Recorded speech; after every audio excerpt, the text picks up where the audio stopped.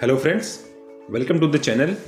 आज है 15 दिसंबर 2023 और आज हम लोग डिस्कस करेंगे 15 दिसंबर 2023 से बनने वाले कुछ महत्वपूर्ण करंट अफेयर्स को, जिनमें से पहला अपडेट है कि हाल ही में परम सेन को PFRDA बोर्ड का अंशकालिक सदस्य नियुक्त किया है। नेक्स्ट है मर्सर के सर्वेक्षण के अनुसार जीवन की गुणवत्ता के आधार पर भारत में हैदराबाद के बाद पुणे दूसरे स्थान पर है। नेक्स्ट है मध्य प्रदेश सरकार राज्य के सभी जिलों में PM कॉलेज ऑफ एक्सीलेंस स्थापित करेगी। नेक्स्ट है UIDAI आधार सेवाओं के लिए अधिक शुल्क लेने पर 50,000 रुपये तक का जुर्माना लगाएगा। नेक्स्ट है रक्षा राज्य मंत्री अजय भट्ट ने हिमालयन पर्वतारोहण संस्थान की मिशन अंटार्कटिका टीम को हरी झंडी दिखाई। नेक्स्ट है भारत और एशियन डेवलपमेंट बैंक ने उत्तराखंड पावर सिस्टम के लिए $200 मिलियन के ऋण समझौते पर हस्ताक्षर किए। नेक्स्ट है हाल ही में गुवाहाटी मास्टर बैडमिंटन टूर्नामेंट 2023 आयोजित किया गया था। नेक्स्ट है डेनियल बरेनबोइम और अली अबू अब्बाद को इंदिरा गांधी शांति पुरस्कार से सम्मानित किया गया। नेक्स्ट है हाल ही में वार्षिक तोरंगिया महोत्सव अरुणाचल प्रदेश में मनाया गया। नेक्स्ट है आर्टिफिशियल इंटेलिजेंस पर वैश्विक भागीदारी वाले देशों ने नई दिल्ली घोषणापत्र यानी कि न्यू दिल्ली डिक्लेरेशन को अपनाया है। नेक्स्ट अपडेट है RBI के रिटायर रेलवे कर्मचारियों को पेंशन वितरण के लिए बंधन बैंक को प्राधिकरण प्रदान किया है। नेक्स्ट है अजरबैजान 2024 में COP29 जलवायु शिखर सम्मेलन की मेजबानी करेगा। तो ये थे कुछ टॉपिक्स ब्रीफ में हमने देखे जिन पर आज हम लोग बात करेंगे। चलिए इनका डिटेल में जानते हैं। तो आज का पहला अपडेट है कि हाल ही में परम सेन को PFRDA बोर्ड का अंशकालिक सदस्य नियुक्त किया गया है। इसके कुछ इंपॉर्टेंट पॉइंट्स की बात करें तो केंद्र ने वित्त मंत्रालय में व्यय विभाग के अतिरिक्त सचिव परम सेन को पेंशन फंड नियामक और विकास प्राधिकरण यानी कि pension fund regulatory and development authority PFRDA में अंशकालिक सदस्य के रूप में नियुक्त किया है। परम सेन ने वित्त मंत्रालय के अतिरिक्त सचिव थे पहले वित्त मंत्रालय में एनी जॉर्ज मैथ्यू का स्थान लिया है, जिन्होंने इस वर्ष पद छोड़ दिया था। PFRDA की बात करें तो इसमें एक अध्यक्ष, 3 पूर्णकालिक सदस्य और 3 अंशकालिक सदस्य होते हैं, यानी कि 7 लोग होते हैं। ये कब से लागू हुआ इसकी बात करें PFRDA तो पेंशन निधि विनियामक और विकास प्राधिकरण अधिनियम 19 सितंबर 2013 को पारित हुआ था और 1 फरवरी 2014 से लागू किया गया था। यानी 1 फरवरी 2014 से ये काम कर रहा है। यानी PFRDA जो है 1 फरवरी 2014 से काम कर रही है ये संस्था। PFRDA केंद्र सरकार, राज्य सरकारों, निजी संस्थानों, संगठनों और असंगठित क्षेत्रों के वे कर्मचारी जिन्होंने NPS यानी कि नेशनल पेंशन सिस्टम को अपनाया है, उसका ये नियमन PFRDA द्वारा किया जाता है। आज का नेक्स्ट अपडेट है कि मर्सर के सर्वेक्षण के अनुसार भारत की गुणवत्ता के आधार पर भारत में हैदराबाद के बाद पुणे दूसरे स्थान पर है। इसके कुछ इंपॉर्टेंट पॉइंट्स की बात करें तो भारत में पुणे ने मर्सर के quality of living city index में 154वां स्थान हासिल किया है। हैदराबाद ने 153वां और बेंगलुरु 156वें स्थान पर रहा है। 2023 की रिपोर्ट के अनुसार वियना ऑस्ट्रेलिया नंबर 1 पे है, ज्यूरिख स्विट्जरलैंड दूसरे नंबर पे है और वैंकूवर कनाडा तीसरे नंबर पे है। तीसरे नंबर का शहर है जो कि लिविंग सिटी मतलब quality of living city index के हिसाब से टॉप के 3 सिटी हैं।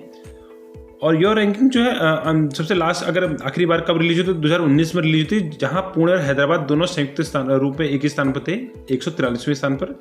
इस बार जो हैदराबाद है 153वें स्थान पर गया और जो बेंगलुरु है जो और पुणे जो है वो दूसरे स्थान पर 154वें स्थान उसको हासिल हुआ है।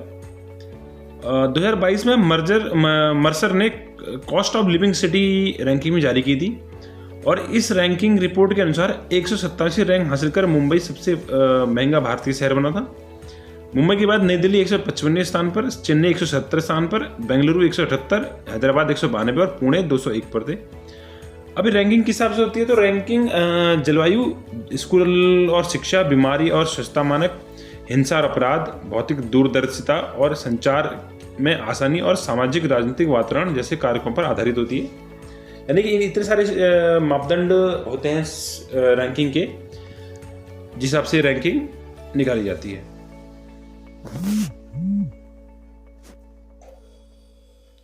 आज का नेक्स्ट अपडेट है कि मध्य प्रदेश सरकार राज्य के सभी जिलों में PM कॉलेज ऑफ एक्सीलेंस स्थापित करेगी।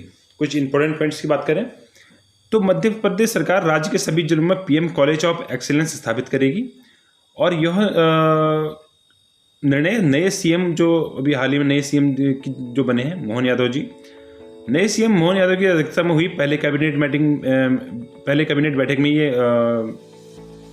निर्णय लिया गया कि हर जिले में पीएम कॉलेज ऑफ एक्सीलेंस स्थापित किया जाएगा।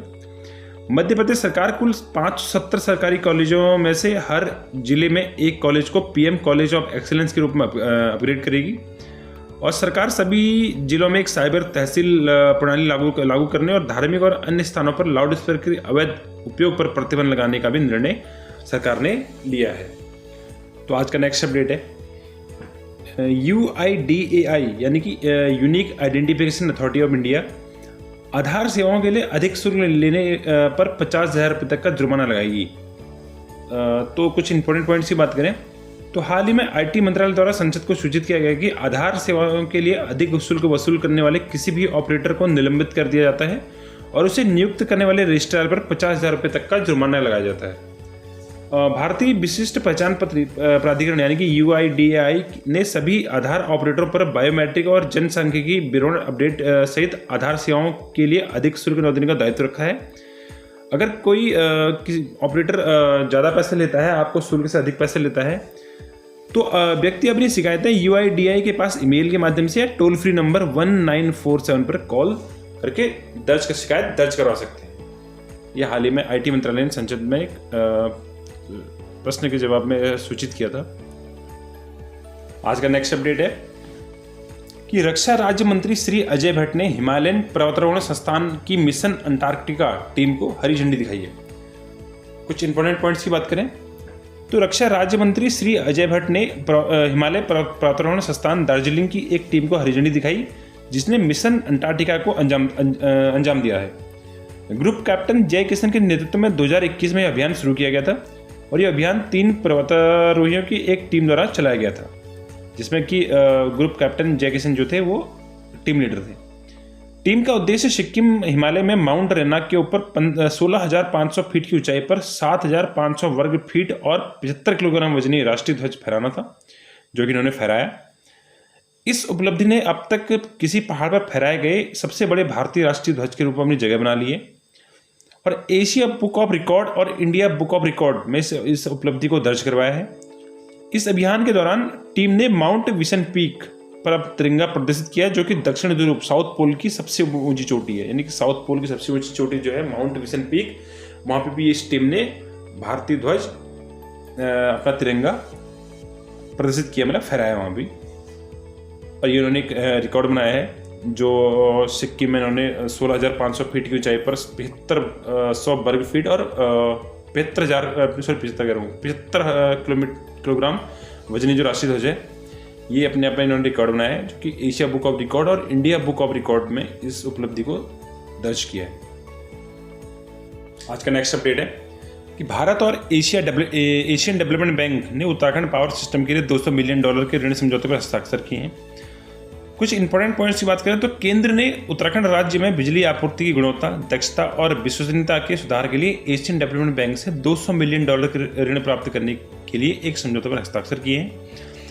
और ये जो परियोजना है ये एक उन्नत और इको फ्रेंडली भूमिगत केबल प्रणाली शुरू करके देहरादून शहर की बिजली नेटवर्क के बुनियादी ढांचे का आधुनिकीकरण करेगी, यानी कि जो भी ट्रेडिशनल सिस्टम है हमारे इंडिया में जो भी बिजली का, जिसमें खंभे के थ्रू वायर के थ्रू बिजली इधर से उधर पहुंचाई जाती है, तो उसमें सारी केबल को जो है अंडरग्राउंड किया जाएगा इसमें, और उसका जो भी पुराने मॉडल है, जो ओल्ड मॉडल है उसका आधुनिकीकरण किया जाएगा।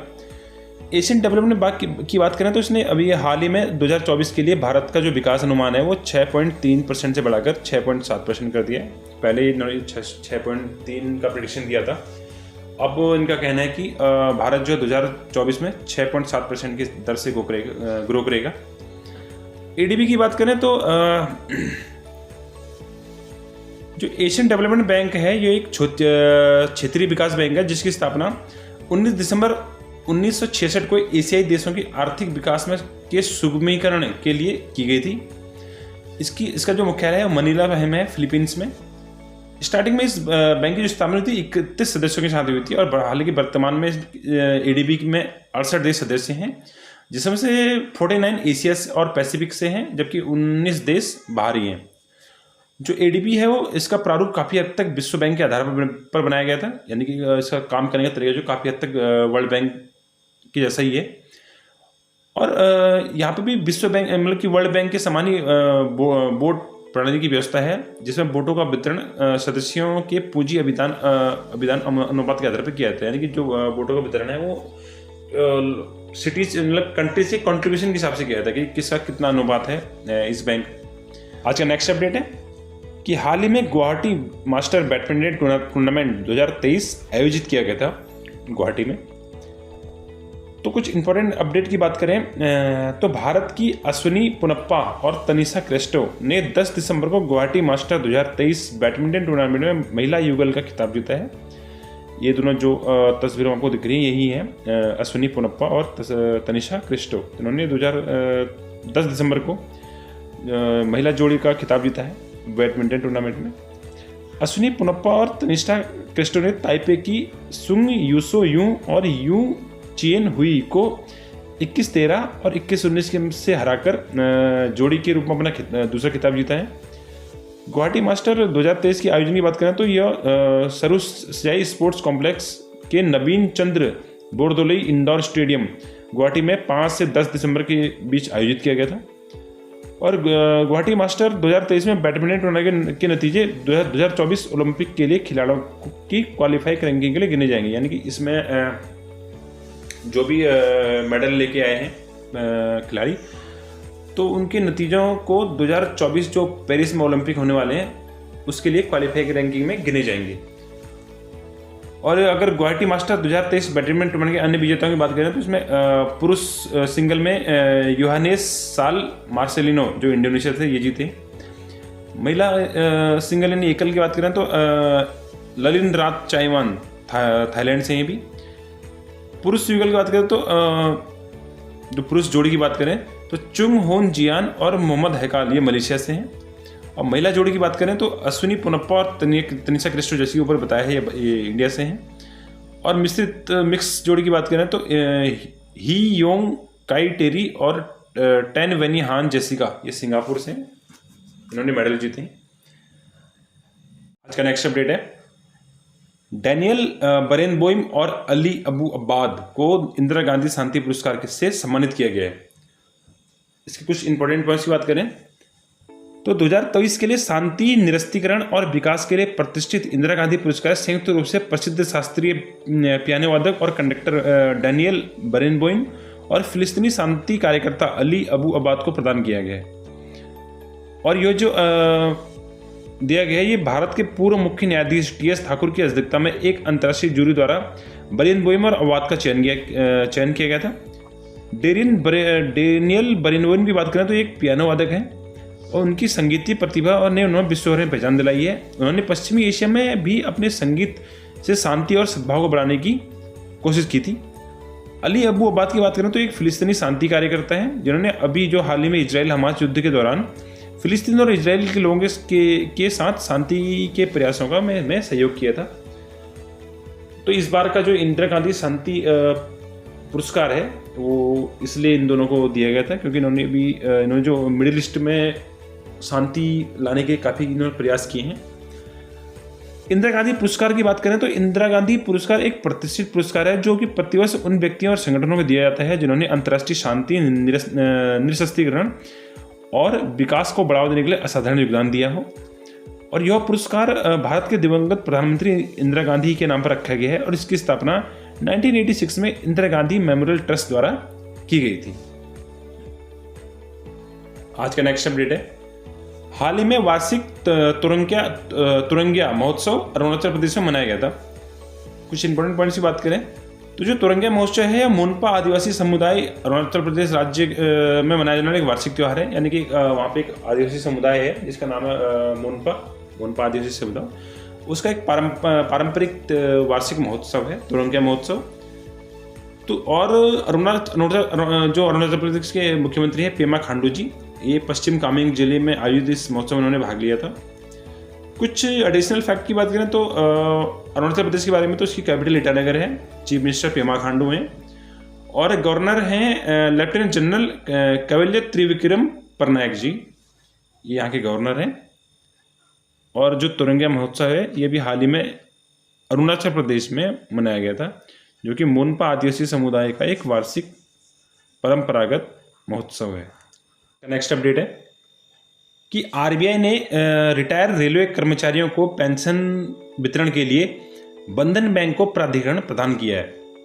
कुछ इसके इंपॉर्टेंट पॉइंट्स की बात करें तो हाल ही में बंधन बैंक ने भारतीय रेलवे के रिटायर कर्मचारियों के लिए ई पेंशन भुगतान सेवा यानी कि EPPO यानी ई पेंशन पेमेंट ऑर्डर EPPOS की सुविधा के लिए भारतीय रिजर्व बैंक आरबीआई द्वारा अपने आधिकारिक प्राधिकरण की घोषणा की है। यानी कि इनको आरबीआई ने ऑथराइज किया है कि आप जो रिटायर रेलवे कर्मचारी हैं उनकी पेंशन का आप ई भुगतान कर सकते हैं। यह जो नया अधिदेश है बैंक की पहुंच को सालाना 50,000 भारतीय रेलवे के रिटायर लोगों तक पहुंचाएगा, जिसमें 17 क्षेत्रीय रेलवे और 8 उत्पादन इकाइयाँ शामिल हैं।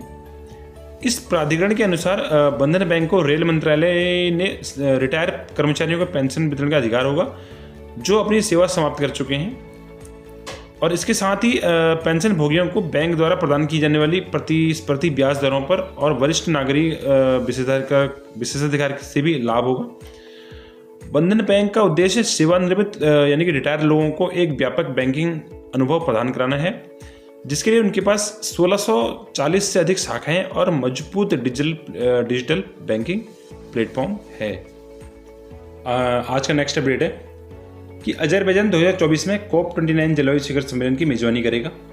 तो इसके कुछ इंपॉर्टेंट पॉइंट्स की बात करें तो COP29 दुबई में तय हुआ था। सॉरी, यहाँ पे COP29 नहीं, ये करेक्ट कर लेना, ये COP28 होना चाहिए। यहाँ पे ये टाइपिंग मिस्टेक हो गई बाय मिस्टेक। तो COP28 दुबई में तय हुआ कि वर्ष 2024 में अजरबैजान COP29 सम्मेलन की मेजबानी करेगा। तो ये अभी COP28 की मीटिंग हुई थी, समिट हुई थी दुबई में, उसमें ये डिसीजन लिया गया। तो अब अगर कोप की फुल फॉर्म है कॉन्फ्रेंस ऑफ पार्टीज, अगर इसके बारे में बात करें तो कॉन्फ्रेंस ऑफ पार्टी जो है यह UNFCCC सम्मेलन का सर्वोच्च निकाय है। और UNFCCC क्या है? यह तो इसकी फुल फॉर्म है United nation framework convention on climate change, यानी कि संयुक्त राष्ट्र जलवायु परिवर्तन फ्रेमवर्क सम्मेलन। तो इसका एक सर्वोच्च निकाय है कोप। इसकी बैठक हर साल संपन्न होती है और इसकी पहली बैठक 1995 में जर्मनी के बर्लिन में आयोजित की गई थी। जब किसी साल कोई पार्टी जैसे कोई देश अगर नहीं मानता कि इसकी मेज़बानी करने के लिए तैयार नहीं होता है, तो जो कोप की मीटिंग है वो जर्मनी के सचिवालय, मतलब कि बान में एक जगह है जर्मनी में, उसमें जर्मनी के सचिवालय में ये किया जाता है अगर कोई देश इसको आयोजित नहीं करता है। अगर कोप अध्यक्ष की बात करें तो इसका कार्यकाल सामान्यतः 5 संयुक्त राष्ट्र क्षेत्रीय समूह द्वारा के मध्य निर्धारित किया जाता है, जिसमें Africa, Asia, Latin America, Caribbean, मध्य और पूर्वी यूरोप और पश्चिम यूरोप शामिल है। यानी कि ये 5 संयुक्त राष्ट्र क्षेत्रीय समूह हैं जो कि कोप के अध्यक्ष का फैसला करते हैं। और जो कोप का अध्यक्ष होता है वो आमतौर पर अपने देश का पर्यावरण मंत्री होता है, जिसे कोप सत्र के उद्घाटन के तुरंत बाद चुना जाता है। अब UNFCCC की बात करें तो UN वर्ष 1992 में, यानी कि 1992 में पर्यावरण और विकास पर संयुक्त राष्ट्र सम्मेलन में संयुक्त राष्ट्र जलवायु परिवर्तन फ्रेमवर्क सम्मेलन, यानी कि United nation framework convention on climate change UNFCCC पर हस्ताक्षर किए 1992 में, जिसे पृथ्वी शिखर सम्मेलन, रियो शिखर सम्मेलन और रियो सम्मेलन के रूप में भी जाना जाता है। 31 मार्च 1994 में UNFCCC लागू हुआ और 197 देशों ने इसकी पुष्टि की।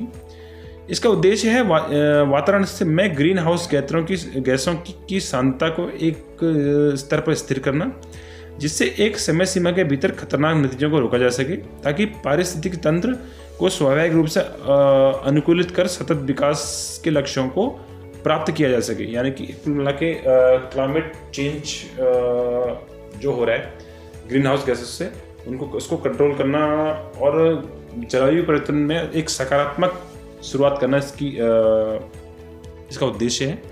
जैसे कि क्लाइमेट चेंज के जो भी खतरनाक प्रभाव है, जैसे कि अतिवृष्टि है, बाढ़ आ जाती है, भूकंप आ रहे हैं, ये सब चीज़ों को ताकि रोका जा सके और एक सस्टेनेबल डेवलपमेंट के लक्ष्यों को प्राप्त किया जा सके, ये इसका उद्देश्य है।